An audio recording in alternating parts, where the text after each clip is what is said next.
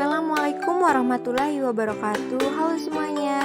Perkenalkan, saya Ida Lestari dengan nomor pokok mahasiswa 2013053109 kelas 4B, program studi PGSD Fakultas Keguruan dan Ilmu Pendidikan Universitas Lampung.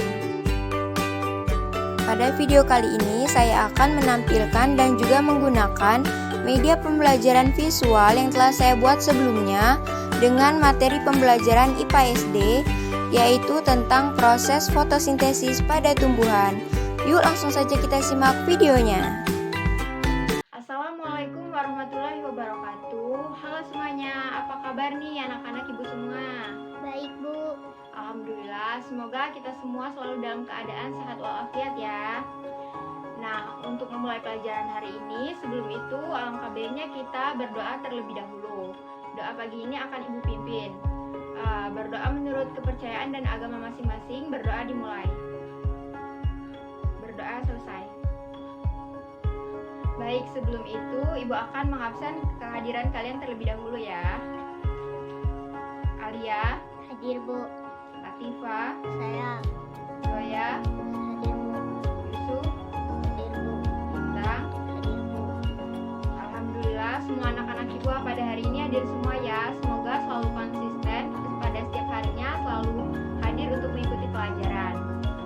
Nah, pada hari ini kita akan mempelajari pembelajaran IPA tentang materi yaitu fotosintesis. Sebelum itu ibu mau bertanya nih kepada anak-anak semua, ada yang tahu tidak apa itu proses fotosintesis? Belum tahu, Bu. Baik, jadi proses fotosintesis adalah proses pengolahan dan pembuatan makanan yang terjadi pada tumbuhan hijau. Nah, agar proses fotosintesis ini dapat berjalan dengan lancar, maka dibutuhkan bahan-bahan yang beragam. Bahan-bahan tersebut diantaranya seperti cahaya matahari, karbon dioksida, air atau mineral, dan juga unsur atau zat hara yang terdapat di dalam tanah. Nah, unsur zat hara yang terdapat di dalam tanah ini biasanya diserap dan didistribusikan melalui akar, lebih tepatnya rambut akar. Ini dapat dilihat pada gambar di depan ya anak-anak semua. Nah, sedangkan gas karbon dioksida ini yang ada gambar CO2 ini namanya karbon dioksida ya anak-anak. Nah, gas karbon dioksida ini diperoleh dari mulut daun atau stomata ini di sini, dan juga lubang kecil yang terdapat pada batang atau yang disebut juga dengan lentisel. Nah, tadi kita sudah belajar mengenai pengertian proses fotosintesis. Selanjutnya kita akan mempelajari secara langsung nih bagaimana proses fotosintesis ini berlangsung. Jadi proses fotosintesis ini terjadi pada bagian daun tanaman atau tumbuhan. Nah, namun tidak semua bagian daun dapat melakukan proses fotosintesis. Hanya bagian daun yang memiliki klorofil yang dapat melakukan proses ini. Ada yang tahu tidak apa itu klorofil? Belum tahu, Bu. Oke, jadi klorofil adalah zat hijau daun yang berperan dalam proses fotosintesis. Nah, klorofil ini berperan mengikat sinar matahari selama proses fotosintesis berlangsung. Hal ini dikarenakan sinar matahari dapat mengubah gas karbon dioksida atau CO2 ini dan juga air. Sinar matahari mengubah gas karbon dioksida dan juga air atau mineral menjadi karbohidrat atau cadangan makanan dan juga oksigen atau O2. Ini dapat dilihat pada gambar ya anak-anakku semua. Nah, setelah proses fotosintesis ini selesai, maka karbohidrat akan diedarkan ke seluruh tubuh tumbuhan hijau. Karbohidrat ini membantu pertumbuhan, perkembangan, dan juga perkembangbiakan pada tumbuhan. Namun, tidak semua karbohidrat ini akan dihabiskan. Ada sebagian karbohidrat ini akan disimpan sebagai cadangan makanan. Nah, materi selanjutnya yaitu penyimpanan cadangan makanan. Nah, cadangan makanan hasil dari proses fotosintesis ini disimpan di bagian tubuh tertentu. Penggunaan cadangan makanan ini dilakukan bila bahan-bahan di dalam tumbuhan ini, di dalam tanah ini mulai menipis. Nah, penggunaan penyimpanan cadangan makanan ini disimpan di bagian tubuh tertentu tadi ya, sudah Ibu jelaskan. Jadi yang pertama itu ada di seperti golongan umbi-umbian, contohnya adalah kentang, singkong, dan juga ketela itu menyimpan cadangan makanannya ya benar sekali, di bagian umbinya. Selanjutnya adalah golongan buah-buahan seperti mangga, apel, dan juga pepaya itu menyimpan cadangan makanan di bagian ya benar sekali, di bagian buahnya. Selanjutnya adalah golongan kacang-kacangan seperti kacang tanah, kacang kedelai, itu menyimpan cadangan makanannya ya benar sekali, di biji. Selanjutnya itu seperti tanaman tebu dan sagu itu menyimpan cadangan makanannya ya benar sekali, di batang. Baik, Ibu kira sudah paham semua ya anak-anak. Selanjutnya ada yang ingin bertanya tidak terkait materi yang Ibu sampaikan? Tidak ada, Bu. Oke, berarti alhamdulillah sudah paham ya sampai sini. Tidak, Bu. Nah, berikutnya kita akan mempelajari tentang manfaat dari proses fotosintesis itu sendiri. Yang pertama adalah menghasilkan oksigen atau O2 ini ya.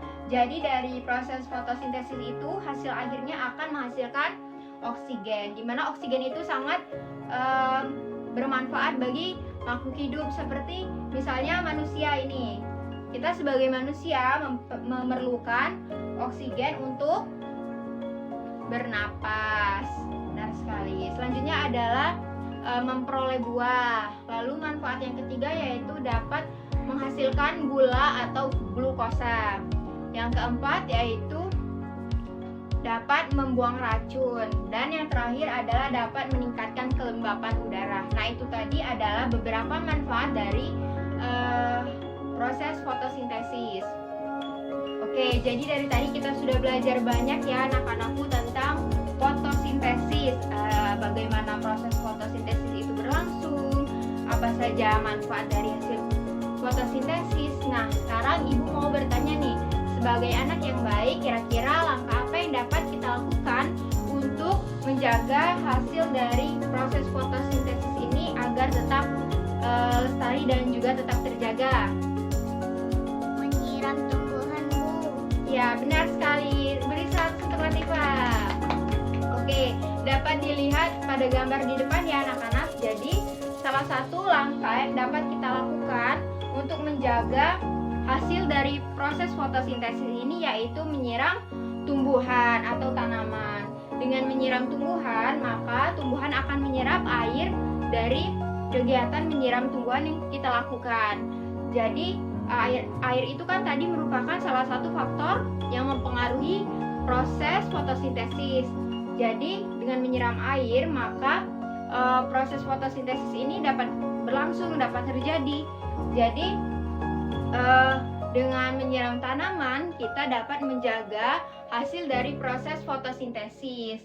Yang Ibu maksud dari hasil proses fotosintesis itu yaitu adalah oksigen, di mana oksigen tadi sudah Ibu jelaskan sangat bermanfaat dan juga sangat penting bagi kehidupan makhluk hidup. Salah satunya adalah kita nih, kita sebagai manusia itu sangat memerlukan oksigen atau O2 untuk bernapas. Ya, benar sekali. Jadi itulah betapa pentingnya kita untuk selalu peduli terhadap lingkungan sekitar demi kelangsungan hidup kita semua, demi kelangsungan hidup semua makhluk hidup yang ada di bumi. Baik anak-anak, telah selesai pembelajaran pada hari ini. Untuk selanjutnya, Ibu akan memberi tugas kepada kalian. Ayo sekarang buka bukunya halaman 84. Sudah? Sudah. Nah, di situ ada penugasan soal latihan yang harus kalian kerjakan. Nah, itu kalian kerjakan ya. Nanti pada pertemuan berikutnya akan Ibu tagih dan kalian kumpulkan kepada Ibu untuk dinilai. Oke, mungkin itu saja pembelajaran kita pada hari ini. Untuk mengakhiri pembelajaran, ayo kita berdoa menurut agama dan kepercayaan masing-masing. Berdoa dimulai. Berdoa selesai. Baik anak-anak, karena pembelajaran telah usai, Ibu pamit undur diri. Terima kasih telah memperhatikan materi pembelajaran pada hari ini dengan baik. Semoga ilmu yang kita pelajari hari ini dapat bermanfaat dan kalian juga dapat mengaplikasikannya dalam kehidupan sehari-hari ya. Oke, Ibu akhiri. Wabillahi taufiq walhidayah. Wassalamualaikum warahmatullahi wabarakatuh.